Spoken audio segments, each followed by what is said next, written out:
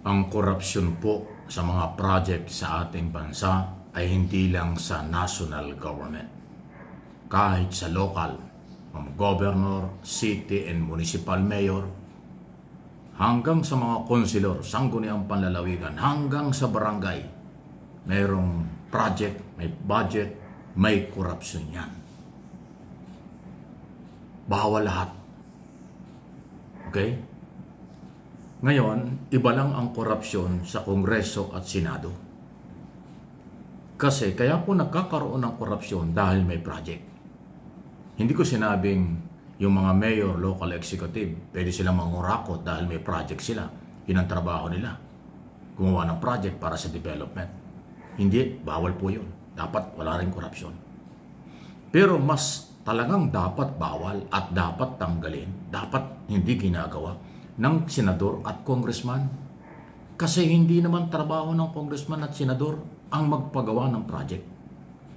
Ang trabaho nila, Philippine Congress, iisa yan upper and lower, mataas at mababang kapulungan, under 1987, gumawa ng batas. Mag-imbestiga in aid of legislation para makagawa ng batas. Ipatupad ang oversight function, check and balance sa gobyerno, sa executive department, judicial, kung tamang na ipapatutupad ang batas at tama ba ang implementation ng batas or dapat bang baguhin ang batas. Yun ang trabaho.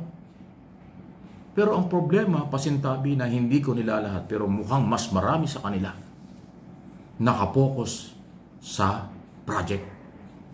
Nakapokus sa paglalagay ng pondo sa kanilang mga distrito, sa iba-ibang lugar sa buong Pilipinas ang mga senador para sa project nila. Kaya nga lumalabas na sila yung proponent ng project, maging sa local and national, nasa pawa nila. Pati mga mayor at mayor, nasa gasaan nila. Pati yung ibang distrito. Kasi nga nakapokus sila sa pagpapagawa ng project na hindi naman nila dapat trabaho yun. Kayong mga senador at congressman, kung gusto nyo magpagawa ng project, mag-mayor at mag-senador at mag-governor na lang kayo. O kaya barangay, kasi yan talaga ang dapat magagawa ng project para sa development ng barangay, ng munisipyo, ng kapitolyo, ng city sa inyong mga nasasakupang area of responsibility. Yan ang trabaho nila. Yan ang dapat nyong gawin. Talagang gawa ng project yan. Pero Senado, Kongreso, tagagawa kayo ng batas. Pero karamihan sa inyo walang nagagawang batas, pero maraming nagawang project. Yung iba nga ay ghost project pa. Yung iba substandard project. Di ba? Only in the Philippines. Sa ibang mga bansa, sa mayamang mga bansa sa North Central at South America, kung may mga project ang mga politiko doon, congressman at senador, walang garapalan. Kaunti lang ang kanilang mga project. Talaga nakapokus sila sa kanilang trabaho bilang mga legislator. At pag nachismis sa korupsyon, nag-resign o tinatanggal.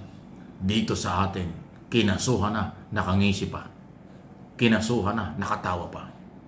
Saksakan na ng mga ebidensya kung paano tumanggap ng pera, paano naging proponent ng mga project na merong korupsyon, nagdi-deny pa, nagpapapugi pa. Sila daw ay walang kasalanan. Ganong kakapal ang mukha nila. So para po sa akin at ang aking paniniwala sa aking mga channel, kayo po ng mga Pilipino sa buong mundo, dapat tanggalin sa mga senador at congressman ang mga project. Wala silang karapatan dapat mag-project. Ang trabaho lang nila ay gumawa ng batas. I-monitor kung natatama ang implementation ng batas. Mag-repeal, mag-abolish o gumawa, mag-amend ng mga bagong batas. Kung mayroong problema, yun lang. Yung mga project sa mga departamento, huwag nilang pakialaman. Huwag silang mag-insertion ng budget, huwag nilang pakialaman yung unprogram ng executive department. Kasi executive department na nagpapatupad ng mga project sa buong Pilipinas. Kaya nga may mga departamento. Iba yung gagawa ng mga tulay at kalye, DPWS. Iba yung gagawa ng pag-repair na at pagtatayo ng mga pier o pantalan, Department of Transportation yun. Lahat ho. Paggawa ng school building o classroom, dapat Department of Education. Ganun dapat Pero pag pinakialaman ng politikong senador at congressman, talagang magkakaroon ng korupsyon. Kasi mai-impluensyahan ng congressman at senador ang taga-executive department. Matatakot sa kanila ang secretary, matatakot sa kanila ang district engineer, regional director, provincial director ng mga departamento. Kasi senador, congressman, pag hindi sumunod sila, ipapatawag sila sa kongreso at iimbestigahan. Yan ang ginagawa nila eh.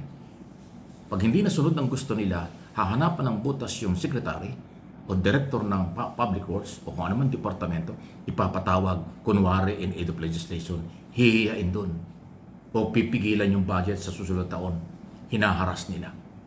So ang trabaho ng mga senador at congressman, hindi lahat panghaharas sa budget ng gobyerno at mga opisyalis ng gobyerno at pakikialam sa mga proyekto na hindi naman nila trabaho dapat yun.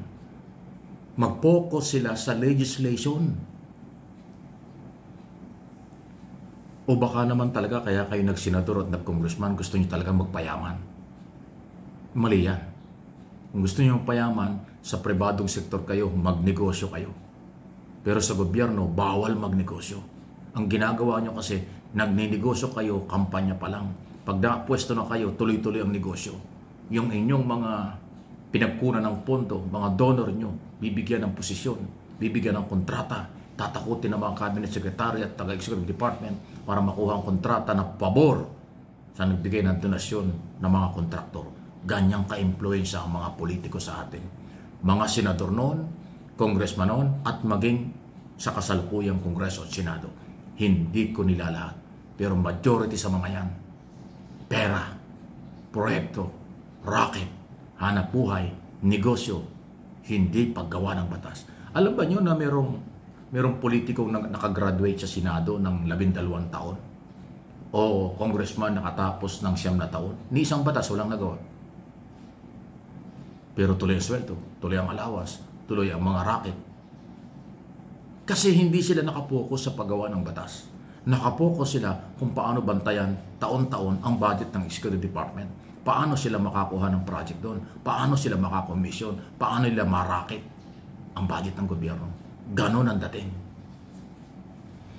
Hindi ko nila lahat. Pero ganun pong kasama, ilang dekada na ito paulit-ulit at magpapatuloy pa.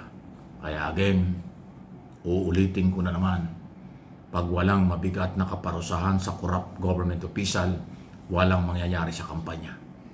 Madidismiss ang kaso pagdating sa korte, mababaliwala ang kanilang ginawang pagkakamali. Kasi nate-technical, napopolitika ang paglilitis sa mga kaso. Ganoong kasama ang sitwasyon. Kaya huwag na kayong magtaka, paulit-ulit ang korupsyon, paulit-ulit ang pagpapail ng kaso, paulit-ulit ang mga dismissal, acquittal. Kasi sila yan lang. Napapaikutan nila. Pwedeng nagamit ang pera, pwedeng nagamit ang impluensya, ang kawawa, at laging collateral, laging damage, laging biktima, mamamayang Pilipino may-ari ng pera. Sobrang bait ng mga Pilipino kasi. Hindi tayo katulad ng ibang lahi na hindi nila pinapayagan ng ganyan. Dito sa atin kasi pinagtatanggol pa ng iba ang corrupt government official dahil kasi pinakikinabangan nila. Yan ang totoo. Real talk lang yan. Ang magagalit, guilty. Ang pikon, guilty.